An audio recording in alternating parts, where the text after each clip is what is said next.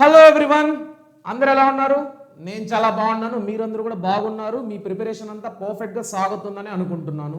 మీ అందరికీ నేను మాట ఇచ్చినట్టే రీసెంట్గా మీ దగ్గర నుంచి రివ్యూస్ తీసుకున్నట్టే మ్యాథమెటిక్స్లో 5 స్టార్ క్వశ్చన్స్ అని చాలా less than 15 minutes videos release చేస్తానని చెప్పా కదా. అందులో మొదటి వీడియోనే ఈ రియల్ నెంబర్స్ 5 స్టార్ క్వశ్చన్స్ అనమాట. ఈ రియల్ నెంబర్స్ 5 స్టార్ క్వశ్చన్స్లో మనం ఏం నేర్చుకోబోతున్నామంటే ప్రతి చాప్టర్లో ఇప్పుడు ఇంపార్టెంట్ క్వశ్చన్స్ 10-15 ఉంటాయి. అవి కూడా మా వల్ల కావట్లేదు, మ్యాథ్స్ మేము చాలా డల్లు, పాస్ అయితే చాలు, మాకు మోస్ట్ ఇంపార్టెంట్ ఇంకా ఈ ప్రాబ్లమ్స్ చదువుకుంటే ఇవి పబ్లిక్ ఎగ్జామ్లో ప్రీఫైనల్స్లో మేము రాసేయచ్చు అనే ఉద్దేశంతో ఉన్న వాళ్ళను కూడా మనం వదలకూడదు. ఆ కేటగిరీ వాళ్ళు కూడా ఎక్కువ మంది ఉన్నారు కాబట్టి సో ఆ ఉద్దేశంతో ఈ సెషన్ స్టార్ట్ చేయడం జరిగింది. సో ఈ సెషన్స్ అయితే ఖచ్చితంగా ఎవరు మిస్ అవ్వకండి, ఎందుకంటే ఇంకా గన్ షాట్ క్వశ్చన్స్ ఇవే అన్నట్టు. టాపర్స్ కూడా ఒకసారి ఒక లుక్ వేసుకోండి, ఎందుకంటే మీరు మిస్ అయ్యే క్వశ్చన్స్ ఏమన్నా ఉంటాయా అని తెలుస్తుంది. ఓకేనా? ఇక ఆలస్యం చేయకుండా మొదలెడితే మొదటి question is √5 irrational? Justify your answer. ఇది ప్రతి ఇయర్ ఈ మోడల్ ఖచ్చితంగా కనబడుతుంది. √5 కానీ √2 కానీ 3+2 √5 కానీ ఈ మూడిట్లో ఒకటి గ్యారంటీ అని తెలిసాక మనం చదవకుండా ఎందుకు ఉండాలి? కానీ చాలా మందికి ఈ స్ట్రక్చర్లో పోతుంది అనమాట. కాబట్టి ఈ స్ట్రక్చర్ మీకు చూపించడానికి ఈరోజు నేను ముందరకు వచ్చాను. First of all is √5 irrational అంటే ఒకటి మంచిగా బట్టి కొట్టుకోండి. తర్వాత √7 కైనా ఇంతే, 3+2 √5 కైనా ఇంతే, సేమ్ లైన్స్ వాల్యూ. ఇక్కడ √5 లో √7 వస్తుంది, p/q కూడా సేమే. అందుకని చెప్తున్నా వెరీ ఇంపార్టెంట్. ఇది అయితే 8 మార్క్స్ ఇంకా వదలకూడదు, మీరు అన్నట్టు రాయాలి, అంత క్లారిటీగా దింపాలి. చూడండి, సపోజ్ √5 ఈజ్ ఎ రేషనల్ అని నేను అనుకుంటా. Then √5 can be expressed in the form of p/q. ఎందుకంటే రేషనల్ నెంబర్స్ p/q లోనే కదా ఉంటాయి. నేను అనుకుంటా √5 రేషనల్ ఏమో అని. ఒకవేళ రేషనల్ నెంబర్ అయితే p/q ఫామ్ లో ఉండాలి కదా. We have pq. p/q అన్నప్పుడు pq ఏంటి? Integers. So and have no common factor. q not equal to 0, ఎందుకంటే డినామినేటర్లో q ఉంటే డినామినేటర్ ఎప్పుడు 0 అవ్వకూడదు, అయితే ఇన్ఫినిటీ అయిపోతుందిగా. So q not equal to 0. So √5 rational number in the form of p/q ఉన్నప్పుడు √5 equal to p/q పెట్టుకో. So ఇక్కడే next step ఏంటంటే ఎప్పుడు ప్రతి ప్రాబ్లంకి fixed step squaring on both sides. Squaring on both sides అన్నప్పుడు మనకేమొస్తుంది? స్క్వైర్ చేసినప్పుడు √5 అనేది 5 అయిపోతుంది, p/q అనేది p²/q² అవుతుంది. సో ఈ q² డినామినేటర్ అనేది పక్క పంపిస్తే p² equal to 5q². p² equal to 5q² అంటే మీనింగ్ ఏంటి? ఇప్పుడు 5 అనేది p²ని డివైడ్ చేస్తుందా? 5 p²ని డివైడ్ చేస్తే 5 pని కూడా డివైడ్ చేస్తుంది కదా.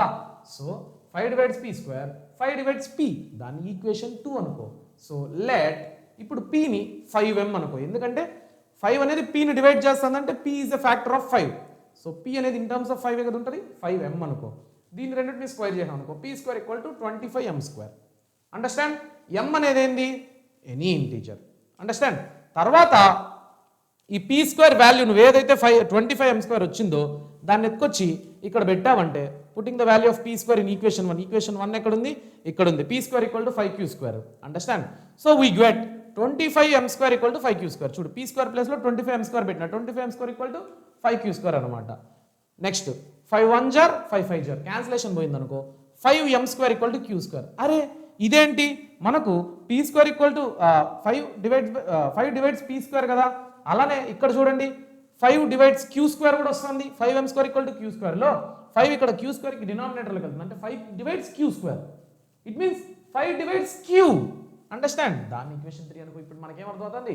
5 డివైడ్స్ p, 5 డివైడ్స్ q². కానీ ఇక్కడ మనం ఏమనుకున్నాం? pq are integers and have no common factor అని మనం అనుకున్నాం. కానీ it has common factor. q² q 5తో డివైడ్ అవుతుంది, p 5తో డివైడ్ అవుతుంది. So p and q has common factor 5 అనమాట. ఏందబ్బా ఇలా జరుగుతుంది? బాగా గమనించండి. ఇప్పుడు thus from 2 5 divides p, from 3 5 also divides q. It means 5 is a common factor of p and q కదా. This contradicts the supposition. Suppose అని మనం అనుకున్నాం కదా, ఆ సపోజిషన్ని ఇది కాంట్రడిక్ట్ చేస్తుంది. అది రేషనల్ అనే మనం అనుకున్నాం చూడు, అది కాంట్రడిక్ట్ చేస్తుంది. ఎందుకంటే అది రేషనల్ p/q, అది కామన్ ఫ్యాక్టర్ ఉండకూడదు. కామన్ ఫ్యాక్టర్ ఉంటే అది రేషనల్ ఫామ్లో ఉండదు. కానీ ఇక్కడ కామన్ ఫ్యాక్టర్ ఉందంటే మన సపోజిషన్ని, మనం అనుకున్న అజంప్షన్ని ఇది ఆపోజిట్గా చూపిస్తుంది అనమాట. So there is no common factor of p and q. రియాలిటీలోకి వస్తే మనం సపోజ్ అజ్యూమ్ చేసుకున్నాం అవ్వదు అని, అయ్యింది. కాబట్టి రియాలిటీలోకి వస్తే అవ్వదు. So there is no common factor of p and q, hence root 5 is irrational. ఈ అజంప్షన్స్ సపోజిషన్స్ ఏందన్నా మాకు మెంటల్ వస్తుంది అనుకుంటారు కదా, అందుకే ఒకటి నీట్గా అర్థం చేసుకొని నేర్చుకున్నారనుకో ఇంకా ఏ ప్రాబ్లం ఇచ్చినా ఈ మోడల్లో ఇదే లైన్స్ ఉంటాయి. నేను చెప్తున్నా నమ్మండి, ప్రీ ఫైనల్స్లో కూడా చూస్తారు, మీరు ఫైనల్స్లో కూడా చూస్తారు. ఒక 8 మార్క్స్ మీ చేతుల్లో ఉంది. మ్యాథ్స్ నేను ఫెయిల్ అయిపోతాను భయపడేవాడు 8 మార్క్స్ చేతిలో పెట్టుకోవచ్చు కదా. కాబట్టి నెక్స్ట్ క్వశ్చన్ ఇలాంటిదే. ఇప్పుడు √2 √7 మీరు చేయండి. 3 + 2 √5 చూడడానికి కొద్దిగా డిఫరెంట్ ఉందిగా. దీన్ని ఎలా సాల్వ్ చేయాలో చెప్తాను చూడండి. Same let us suppose to the contrary, మనము కాంట్రరీకి ఆపోజిట్గా థింక్ చేద్దాం. 3 + 2 √5 అనేది రేషనల్ అనుకుందాం. So there exist a coprime positive integers, అంటే ఆ రెండిటికి ఫ్యాక్టర్స్ ఉండదు, ఏకి బికి. సో 3 + 2 √5 a/b, అక్కడ p/q, ఇక్కడ a/b. ఈ 3ని నీకేందంటే ఇక్కడ లాజిక్ √5 ఏదైతే ఉందో దాన్ని తప్పన మిగిలినన్నింటినీ ఆ పక్కకు పంపించాలి. చూడండి 3 ఇక్కడికి వెళ్తే -3 అవుతుంది, a/b -3, bతో ఎల్సిఎం చేయాలంటే a - 3b/b. నెక్స్ట్ 2 √5లో 2 అక్కడ పంపిస్తే డినామినేటర్లో పోతుంది. సో మొత్తానికి √5 a - 3b/2b, a - 3b/2b. ఇక్కడ చూడండి √5 ఈస్ ఇర్రేషనల్, మనకు తెలుసు √5 ఇర్రేషనల్, ఇందాకే మనకు తెలుసు. సిన్స్ ab ఆర్ ఇంటీజర్స్, ఇక్కడ ab ఇంటీజర్స్ అనుకుంటే a - 3b/2b అనేది రేషనల్ నెంబర్ కదా, is a rational. This contradicts the fact √5 is irrational. అంటే √5 ఇర్రేషనల్ అంటే p/q ఫామ్లో ఉండదు. కానీ ఇక్కడేమో a - 3b/2b అనేది ఇంటీజర్స్ అనేది డివిజన్ అవుతుందంటే అది p/q ఫామ్లో ఉంది, అంటే రేషనల్ నెంబర్ అది. √5 ఏమో ఇర్రేషనల్, ఇదేమో రేషనల్, రెండు ఈక్వల్ అవుతుంది. So it is contradiction. So our supposition is incorrect. మనం ఏదైతే రేషనల్ అనుకున్నామో అది ఇన్కరెక్ట్. హెన్స్ 3 + 2 √5 అనేది ఇర్రేషనలే అని మనం చెప్తాం అన్నమాట. అర్థమైందా? డన్. ఇంకోటి ఇంపార్టెంట్ థింగ్ ఏంటంటే, మీకు తెలంగాణ స్టూడెంట్ ఈ చాప్టర్ నుంచి మీకు ఇంపార్టెంట్ ఏంటంటే, if x² + y² = 2xy, then show that 2 log of x - y = log x + log y + log 19. గత కొన్ని సంవత్సరాలుగా ఈ క్వశ్చనే చక్కర్లాడుతుంది అనమాట. కాబట్టి ఒకసారి చూసుకోండి, గివెన్ ఏదైతే ఇచ్చినారో దాన్ని రాసుకోండి. x² + y² = 2xy మనకి ఇచ్చారు, అవునా? ఇప్పుడు x² + y² = 21xyని 19xy + 2xyగా రాసుకుంటాం. ఎందుకు రాసుకోవాలని మీరు క్వశ్చన్ చేయొచ్చు. ఇక్కడ ఏదైతే వాడు షో చేయమన్నాడు, ఇక్కడ నీకు 19 కనబడుతుంది, log 19 కనబడుతుంది.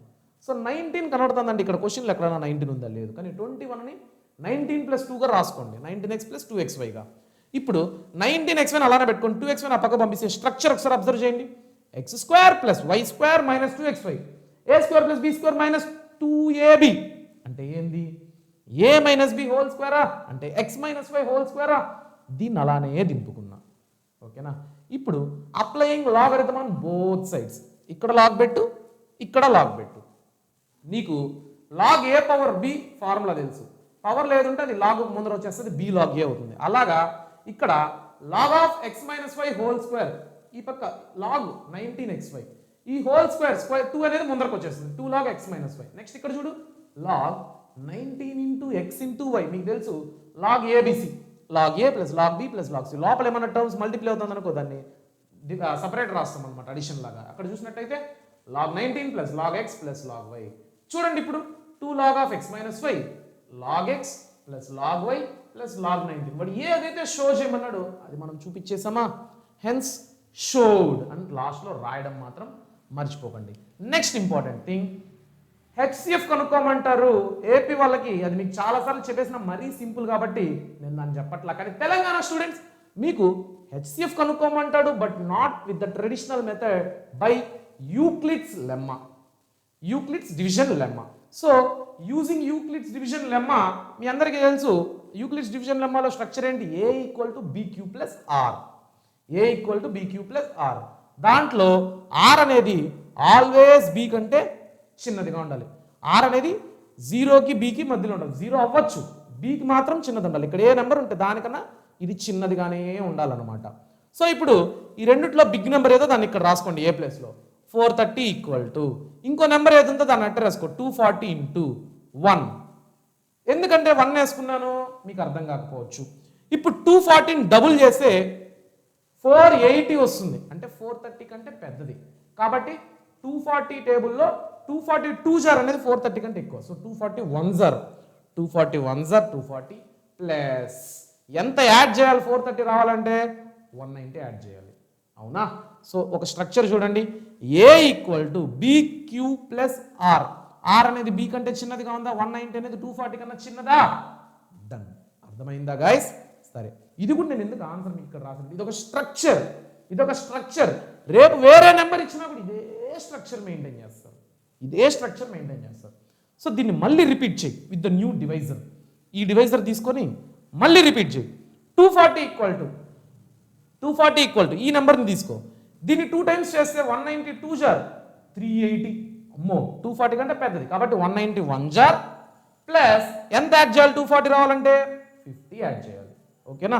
ఇది కూడా చూడండి, A equal to BQ plus R. ఇలా ఎంతవరకు చేయాలంటే ఆర్ 0 అయ్యేంత వరకు చేస్తూనే ఉండాలి. సో ఇప్పుడు 190 ఇంటూ 1 ప్లస్ 50. మళ్ళీ న్యూ డివైజర్ ఏంటి 190ని ఇక్కడ రాసుకో. 190ని దేంతో వేస్తావు, 50తో వేస్తావు. 51 జార్ 50, 52 జార్ 100, 53 జార్ 150, 54 జార్ 200. 190 కంటే పెద్దది, తక్కువలో 53 జార్ 150, 53 జార్ 150 ప్లస్ ఎంత యాడ్ చేయాలి 190 రావాలంటే 40 యాడ్ చేయాలి. చూడండి, A equal to BQ plus R ఫామ్లో మళ్ళీ ఉందా, మళ్ళీ రాసుకో విత్ కొత్త డివైజర్ 50 ఈక్వల్ టు ఇక్కడ 40 ఉందా, ఆర్లో ఆర్ని వేసుకుంటావు. ఆర్ ఇంటూ 40 ఇంటూ 140, 42 జార్ 80, 50 కంటే ఎక్కువ కాబట్టి అదొద్దు. 40 ఇంటూ 1 ఈక్వల్ టు 10. ఎందుకు 10 వేసుకున్నాం, ఇంకా ఎంత యాడ్ చేయాలి 50 రావాలంటే అంత వేసుకున్నాం అనమాట. నెక్స్ట్ 40ని ఇక్కడ వేసుకుంటాం న్యూ డివైజరు.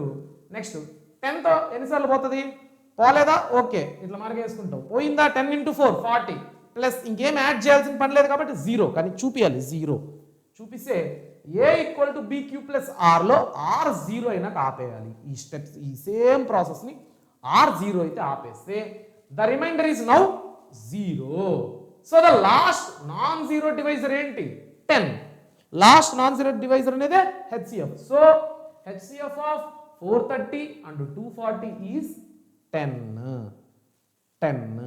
ఇది ఫిక్స్డ్ కాబట్టే నేను ఈ ఆన్సర్ని స్ట్రక్చర్డ్ వేలో రాసి చూపించిన. నేనే రాసినప్పుడు ఈ లైన్లంతా ఎత్తేసి ఒత్త ఆన్సర్ మీకు ఎక్స్ప్లెయిన్ చేసినా కూడా వద్దు, కన్ఫ్యూజ్ అయిపోయి మీరు అది రాస్తారేమో అని. ఇది నేర్చుకోండి, ఇది ఎలా ఉందో చెక్కు చెదరకుండా అలానే దింపండి, ఫుల్ మార్క్స్ వస్తాయి. అండర్స్టాండ్? నెక్స్ట్ తెలంగాణ ఏపీ వాళ్ళకి మీకు 2 చెప్పాను అనుకుంటున్నారు, దాంట్లో ఇంకో 2 మోడల్స్ ఉన్నాయి. తెలంగాణ వాళ్ళు మీకు ఇది ఒకటే చెప్పాను అనుకుంటున్నారు, దీంట్లో ఇంకో మోడల్స్ ఉన్నాయి, దీంట్లో మోడల్స్ అంటే ఏం లే, డిఫరెంట్ నెంబర్స్ ఇస్తూ ఉంటారు అనమాట, వాల్యూస్. ఓకేనా? డన్. ఇప్పుడు చూడండి, ఇది చూడండి, log 2, log 6, log x, ఈ 3 అర్థమెటిక్ ప్రోగ్రెషన్లో ఉన్నాయంట. ఓకేనా? x వాల్యూ కనుక్కోండి అంటున్నాడు. ఏదన్నా 3 నెంబర్స్ 3 టర్మ్స్ అర్థమెటిక్ ప్రోగ్రెషన్ ఉన్నాడు, ABC, AP అనుకో, 2b equal to a plus c తెలుసుగా మీకు. So given log 2, log 6, log x are in AP. If ABC are in AP then 2b equal to a plus c. ఇక్కడ b ఏంటి log 6, 2 log 6 equal to log 2 plus log x. మీకు తెలుసు log a power b equal to b log a. b log a అంటే log a power b, అంటే ఇక్కడ ముందర ఉండేది log ముందర ఉండేది పవర్లోకి వస్తుంది. అలానే ఇక్కడ 2 అనేది పవర్లోకి వచ్చింది అనుకో, log 6 square. log 6 square equal to log 2 plus log x. log ab, log a plus log b. So log a plus log b log ab అనుకున్నట్టే, log 2 plus log x log 2x అనుకున్నా. So ఇప్పుడు 6 square అంటే 36, log 36 equal to log 2x. log cancel, 2x equal to 36, x equal to 36/2, x equal to 18. ఎంత సింపుల్గా ఉంది. ఈ ప్రాబ్లమ్ని కూడా నేర్చుకోండి, 2 మార్క్స్ క్వశ్చన్కి మీకు అడగచ్చు తెలంగాణ స్టూడెంట్స్. అండ్ చివరిగా ఆంధ్ర స్టూడెంట్స్, ఆంధ్రప్రదేశ్ వాసియో, if √2 irrational justify your answer. Same √5 ఎలా ఉందో అలానే అచ్చు గుద్ది √5 ప్లేస్లో √2 పెడితే ఆన్సర్. ఎంత సింపుల్.